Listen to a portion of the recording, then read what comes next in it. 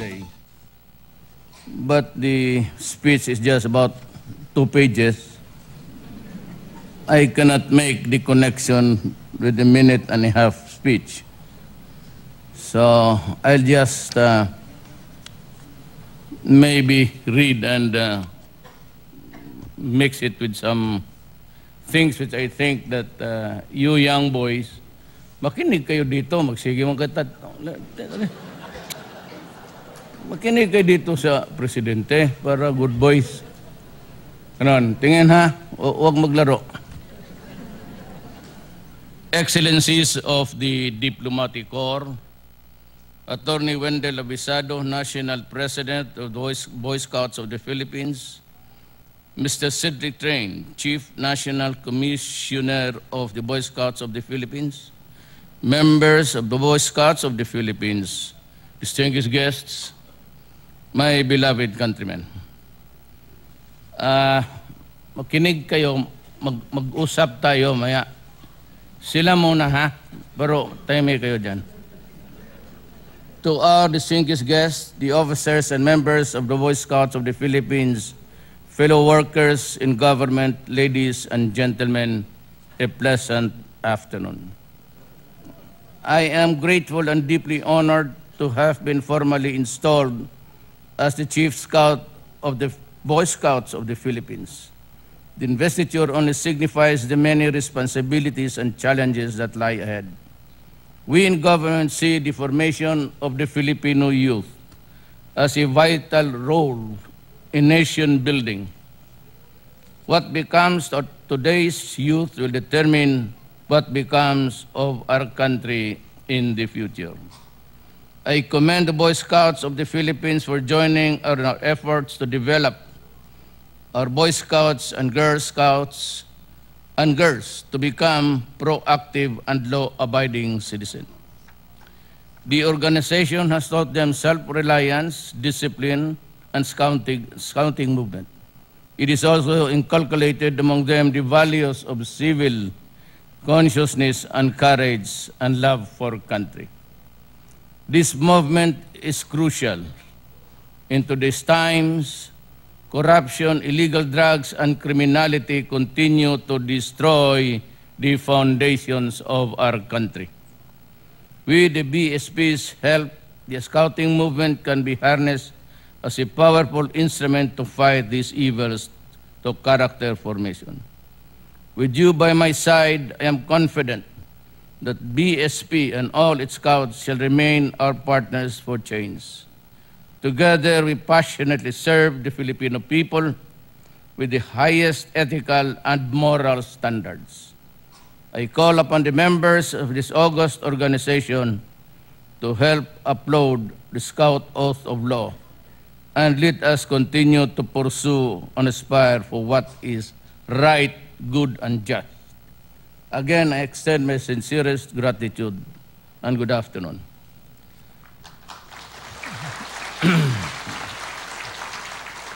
Alam mo, kayong nakaupo dyan, ang maging presidente bukas. Kung hindi kayo maging presidente, maging dito kayo sa matatanda kasi babantayan na naman ninyo yung susunod na Pilipino. Ngayon, ilagaan ka namin, we protect you from the scourge of drugs. We protect you from exploitation.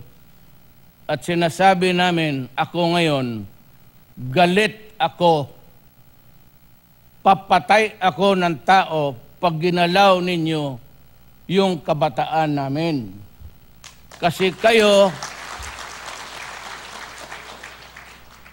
ang magiging mayor, presidente bukas. Ngayon, dapat pala ngayon, gagwardyahan ko na kayo. Talagang mahigpit ako. At sabi nga nila, pumapatay daw ako ng tao. Talagang pumapatay ako ng tao pag ginalaw ninyo ang mga anak namin. You know?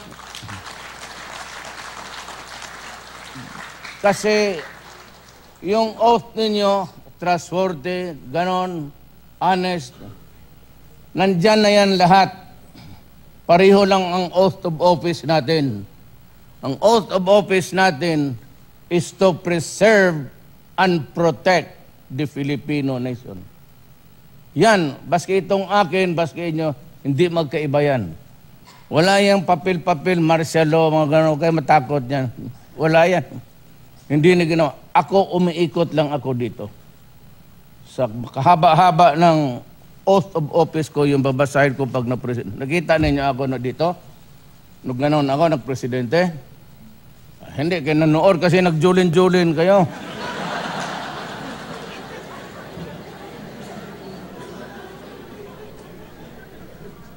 Kayo yon. Hindi na kami sa matatanda. Tapos na kami. Ang akin is to preserve and defend the Filipino nation. Kaya gusto ko lumaki kayo, mag-Boy Scout, mag-PMT, tapos maging ROTC kayo para may training kayo sa baril, paano makipag-away ng kalaban. Kasi itong ngayon, sobra ang libertarian attitudes.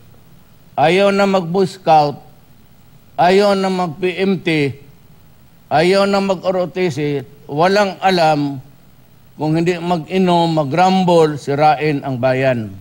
At naging pumapasok ng droga. Alam mo ba, ang mga adik, meron bang adik sa inyo? Nakita mo? May naman nakita, yung mga sabog. Yang mga yan, walang ginawa kasi walang disiplina.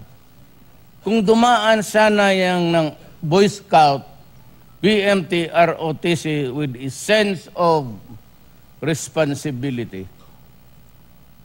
Alam mo dito, may isa kasing senador. Hindi ko malaman kung i-mention ko hindi, pero i-mention ko na lang kasi baka mapagbuntingan pa ng iba. You know, this Senator Pangilinan, I do not know why he keeps on winning an election. But he was once natalo. Ayaw ko lang kasi makipag-away sa taong yan kasi kaibigan ko. Pero ang ginawa niya, noon kasi sa batas, pagka below 9 ka, wala kang kasalanan talaga, baski anong gawin mo. Palo lang ng tatay pati mama mo. Pagka nagka 9 ka tapos 12 ka lang below, hindi ka 13, 12, dadalhin ka sa korte at tatanungin ka kung bakit gumawa ka ng masama. Ang ginawa ni Pangilinan, I'm so sad over the sordid history of our country. Pinasa niya yung Juvenile Offenders Act at binaba niya ang edad sa 15. Pagdating mo ng 15, wabaski anong gawin mo, patayin mo yung, magpatay ka dyan, maggalaw ka ng mga babae, whatever the crime, robbery with homicide, robbery with rape with homicide, kung anong kasalanan mo, pagdating ng nanay mo, ibigay ka balik sa kanya. Isang araw lang. You know, it is good to copy legislations of developing countries. That particular juvenile offender law was copied yung sa New York, pati sa Washington. Doon, pag nakasala ang bata, hindi nire-release. Kung talagang pilyo, may mali siya, yung pagkain siguro, kung gutom, kung walang damit. Pero yung magbanaksak, manggalaw ng mga babae, kung ano ngayon, magnakaw, hindi yan sila nire-release.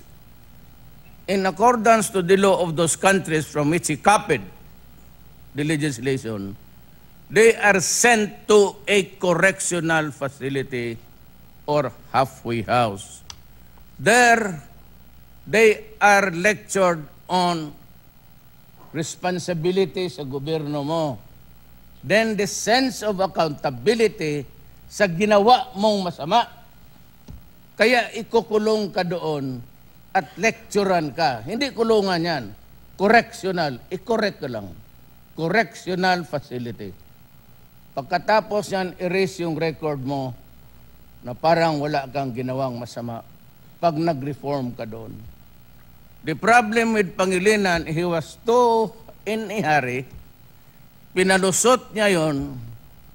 Kaya we produced about 15 years ago yan. We produced about 5-6 generations of people who committed crimes and released on the same day, irrespective of the gravity of the offense. Pagka magdating doon ang barangay captain o nanay, pinapakawalaan. So makita ninyo dyan sa EDSA, pabalik-balik. And now na malaki na sila, we have produced people who are of criminal minds. And that is why it is hard to stop the drug problem now. Kasi sila labas-pasok at nagnegosyo at gustong sirain kayo. Kaya ako pag sinabi ko, pag nagalit ako, talagang papatayin ko sila. Kasi ayaw ko kayong mapahamak sa masama.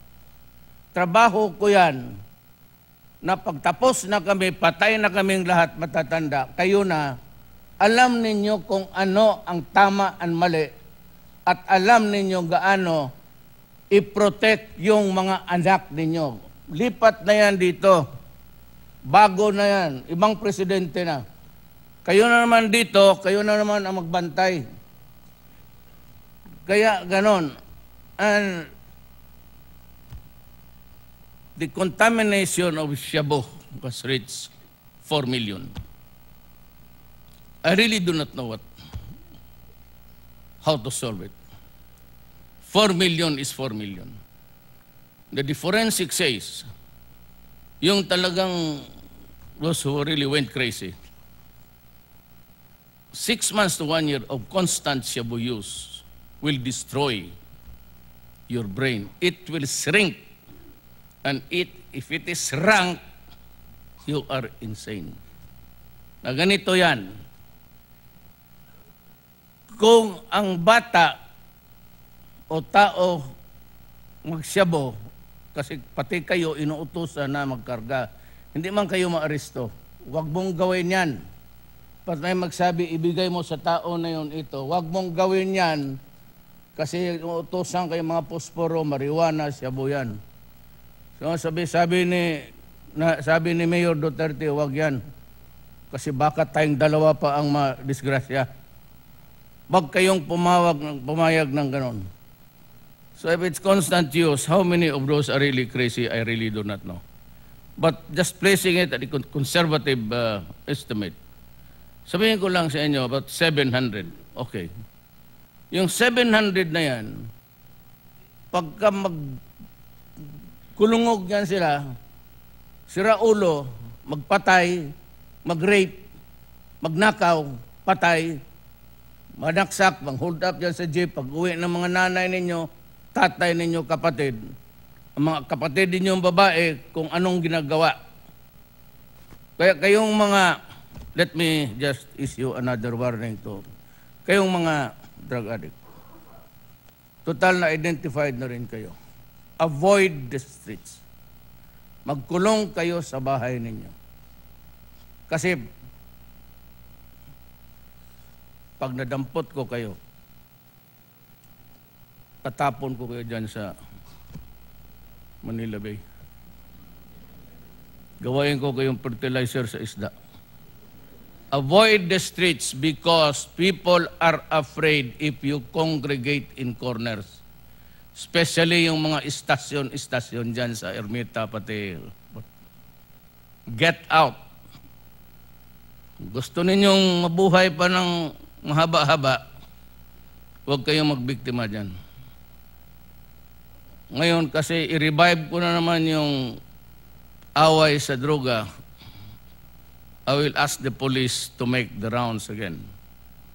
Yang daan, yang publiko, yang plaza, para lang yan sa matutuwid na tao at gumagaling sa batas. Hindi yan pwedeng pang-istambayan ng mga kriminal. Will you pry against the civilians there, tinatakot ninyo, hinuhold up ninyo.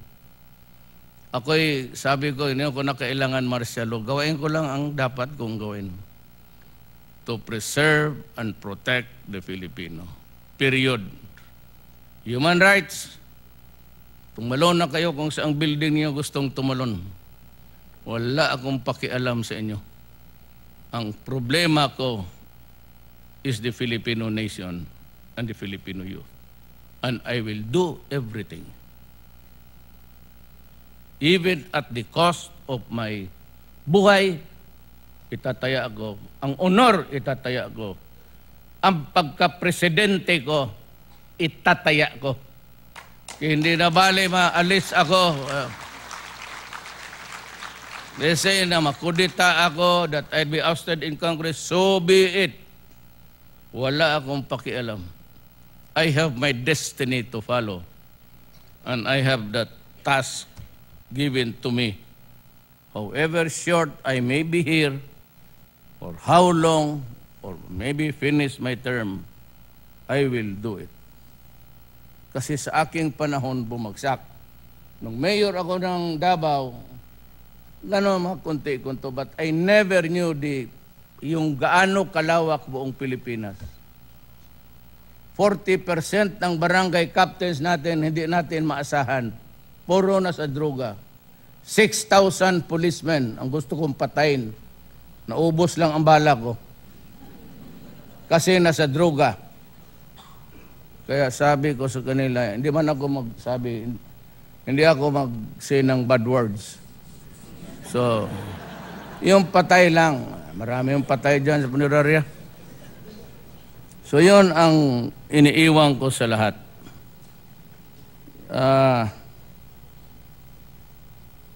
Drugs would be really the problem sa ating mga anak. Then, we have facing so many fronts. We're facing the NPAs. We're having talks in Netherlands. They have not made any progress because I have some conditions to impose before we go back to we did it sinira naman nila yung usapan. So I have may bagong jets ako. Paliparin ko uli sa mga bantayan ninyo yan sa mga mag-announce ako kung saan magdating mga bagong jet yan, faster than sound. Kaya kailangan magtingin ka muna kasi pag magdaan yan, walang ingay. Maya-maya, wala na yun, doon na sa malayo. Pero mag-announce ako anong oras magdaan sa inyo, sa siyudad ninyo para makita ninyo yung jets ko na bago. Talagang gagamitin ko yan sa mga kalaban ng gobyerno. I will utilize the air assets. Before, it was not really a popular choice, option. Kasi, but this time, pag hindi tayo naka-igi dito, I will not hesitate to use the full power of the state. Yun ho ang maibigay ko lang sa inyo.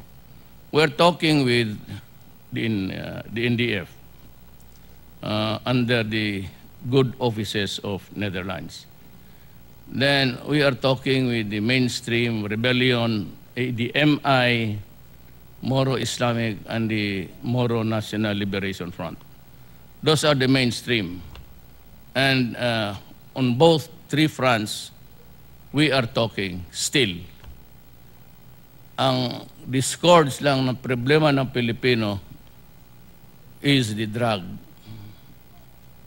and terrorism.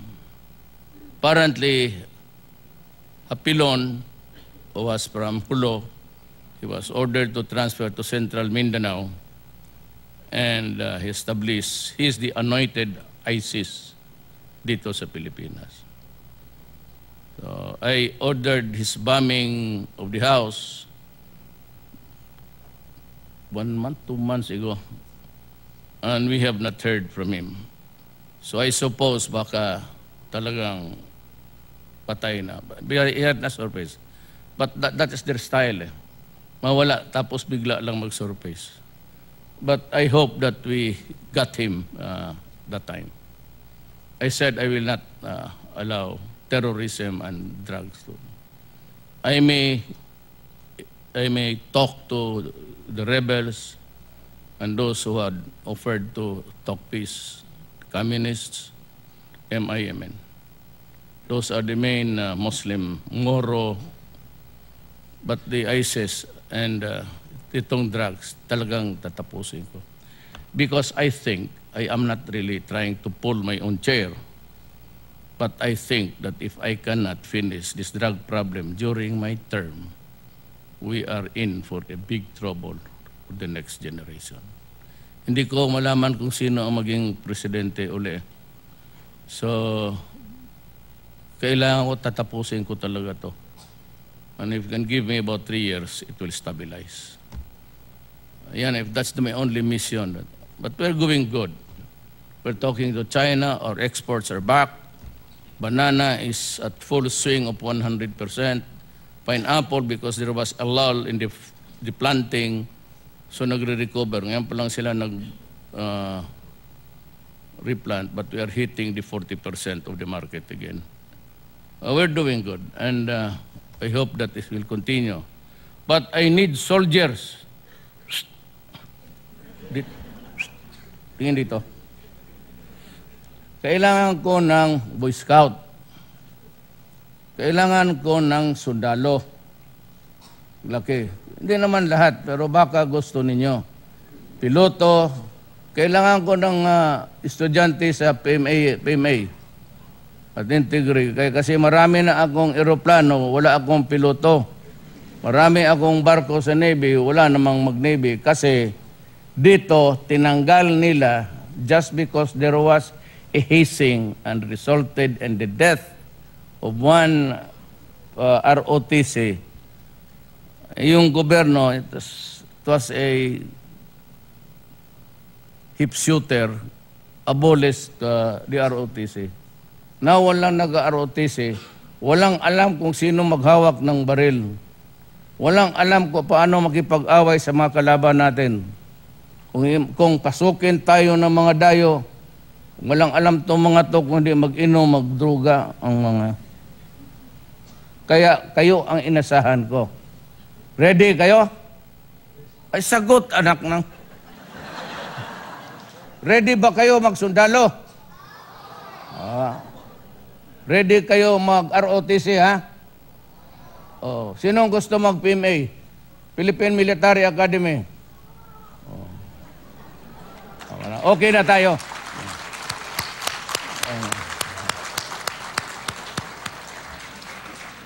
Gusto yung, sino lang yung gusto mag-asawa na walang trabaho? Walang kwentang Pilipino yan. Ulit. Sino ang gusto magsundalo? Magpakamatay sa bayan?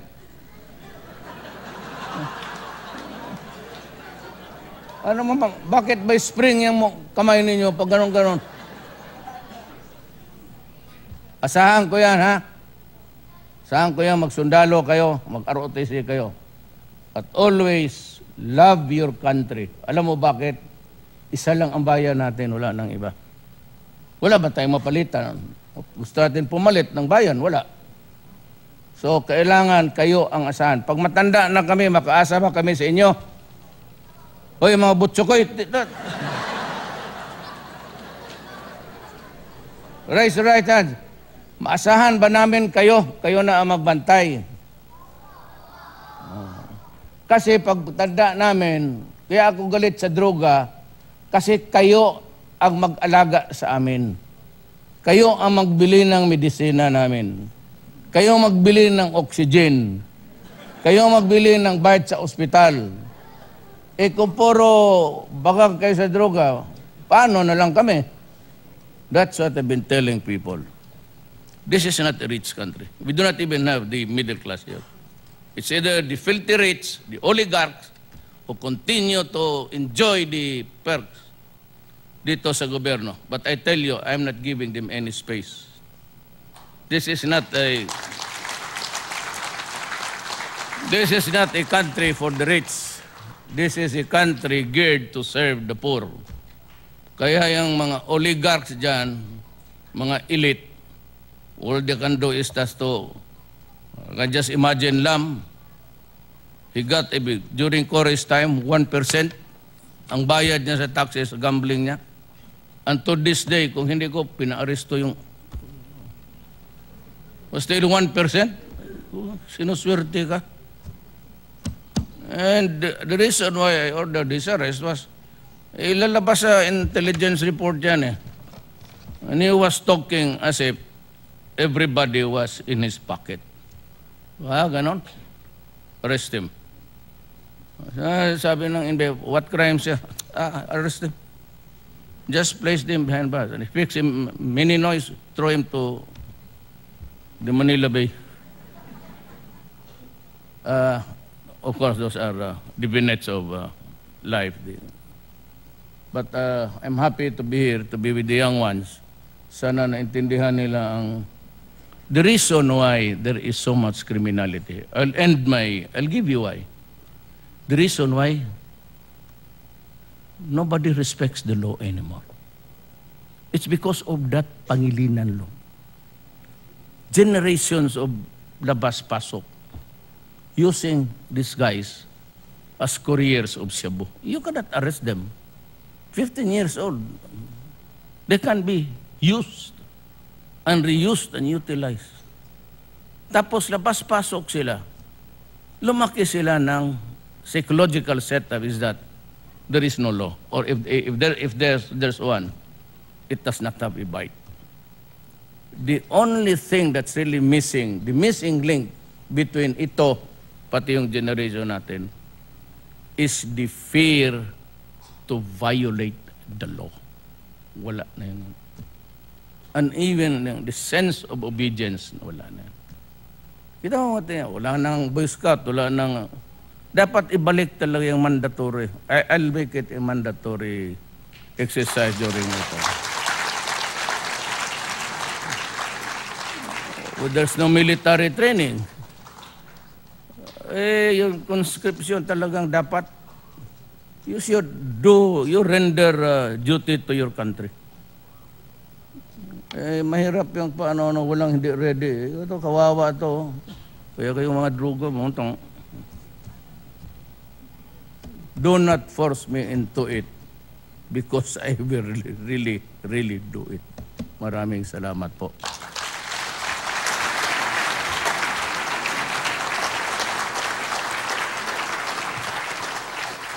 Thank you so much, Mr. President. Yan ang talumpati ni Pangulong Rodrigo Duterte sa investiture ceremony ng Boy Scouts of the Philippines sa Malacanang.